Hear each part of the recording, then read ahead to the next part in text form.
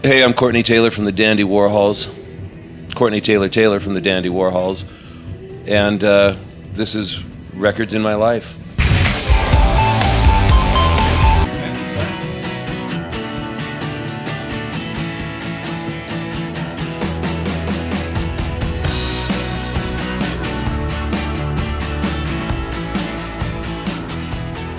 Thank you for being on the show.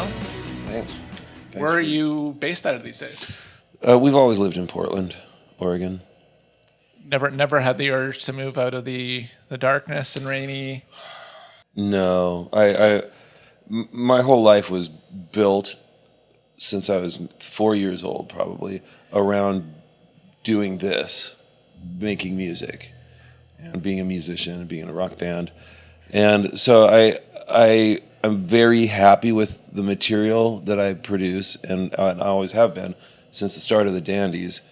And I would go to LA, and I remember mixing Come Down, and I'd been there for about 8 or 9 days, and I just started to really, I started becoming a Hollywoodite. You know, I wanted in the velvet rope. I wanted to be recognized. I wanted to be famous. I wanted to stay at nicer hotels. And I found I just hated that about myself, you know, and I had to split. I had to go home, fly, it's only 2 hours, just fly home, hang out with my friends again, and remember who the fuck I am. And then I could go back and finish mixing the record. So let's jump to the modern day. Tell us about your latest album, the title, anybody you worked with, any outsiders you worked on it. Why You So Crazy is the record that came out in January.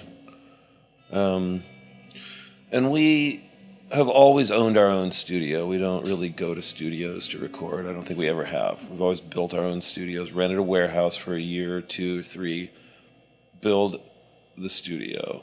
You know, we all, and our friends and singers and musicians in other bands, we all grew up learning to sheetrock, plumb, frame, mud, tape.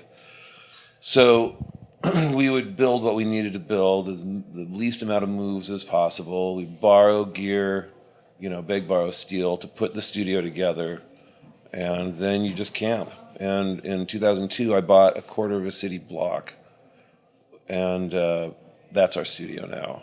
And it's on a whole other level, because I had a couple hit songs right in a row, and that produced a ton of cash in a short amount of time, and I knew that it was going to not last. So I bought outright this massive place, and then I just hired my friends, and we just did our thing. But this time we were making Roman columns and pouring concrete and 50-foot I-beam to remove vertical supports from in front of the stage.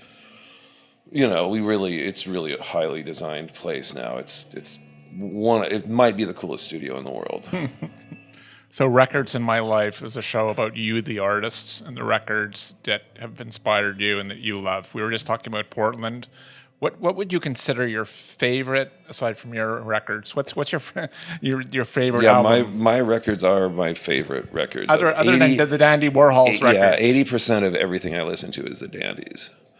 I would say the Damned Phantasmagoria was a massively influential record for me. Devo, Freedom of Choice, was a hugely important record. I'm talking from Portland, Oregon. Your favorite? I didn't care about Portland bands. Nope, not one band, not one album from. Not even one. Not even one. Okay. I grew up in a town that had cool bands, but they weren't good. They weren't great producers. They sucked in the studio. They didn't have any money. I mean, the best thing that ever came out of Portland was Louie Louie. That's an amazing piece of recorded music. And that's the Kingsmen. That's a Portland band. So which record, you said you were playing punk clubs when you were really, really young. What album, decided you? What was the key moment? Which record did you listen to? Machine Gun Etiquette, The Damned, Sex Pistols, of course. That's such a big hit record, never mind the Bollocks is super in Portland. The Circle Jerks, Group Sex, which is a completely overlooked masterpiece in the world. I have never heard anyone say that title except me. What was it that just kind of you gravitated towards that said, I got to play this track. I got to do this. When I was 4, I heard Queen, Killer Queen. And I remember looking up at all the grown-ups standing around having a nice social time. And they kept talking. And what in the fuck is the matter with you? Does no one even hear this? And then later that summer, I heard Radar Love. And I put that two together. And those were the two things I had ever heard that were different. And then I just, this must be what cool is. This must be what that is. Because I had an older brother, so he would say things like cool, or rock and roll or hard rock or whatever. And I kind of started to get that this is rock and this must be what it feels like to be a big kid and cool. And that's what the Circle Jerks, Group Sex, it just sounded cool. And the Sex Pistols, cool. Tenpole Tudor, 3 bells in a row, cool. Have you got 10p, the UK subs, all that shit, man, it just sounded cool. And that's all I gave a shit about. Iggy Pop, cool. I don't, even Simon and Garfunkel, for how sad and dark and drippy they are, fucking cool, I mean, it's just, there's something there that's just cool.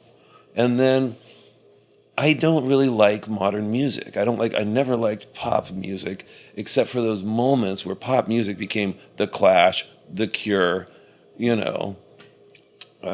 but the rest of it, like what's going on now in Were you amazed, pop sorry to interrupt you, music. when The Clash was like in the top 40? When they rock the Casbah and... It just seemed, I didn't know any better. I thought it was just correct. I thought it was just like having AC/DC at the top 40. It was just 10 years later. It was just 8 years later. It was just cool. It was just supposed to be like that. I had no idea how unusual and how, that can only happen when there's a new platform.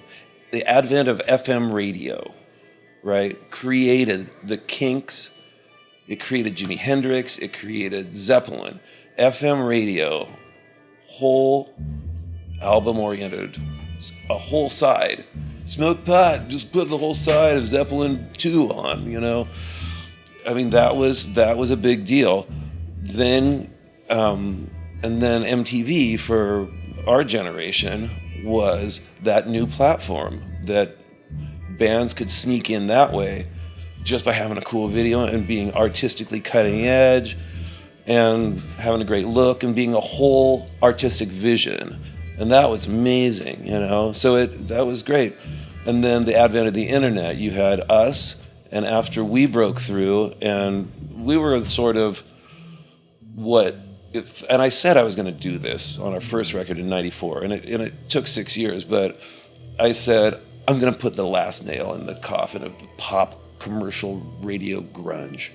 Where grunge had gone, how far it had wandered off from Nirvana and Mudhoney, it had wandered into the gutter. It was so bad and cheesy and embarrassing, And Bohemian Like You got effing huge, and I think grunge was never really heard from again, And now it's being rediscovered, but the good stuff, which is cool. But it wasn't, it was ready to go, and I think Bohemian Like You, and then the White Stripes and the Strokes.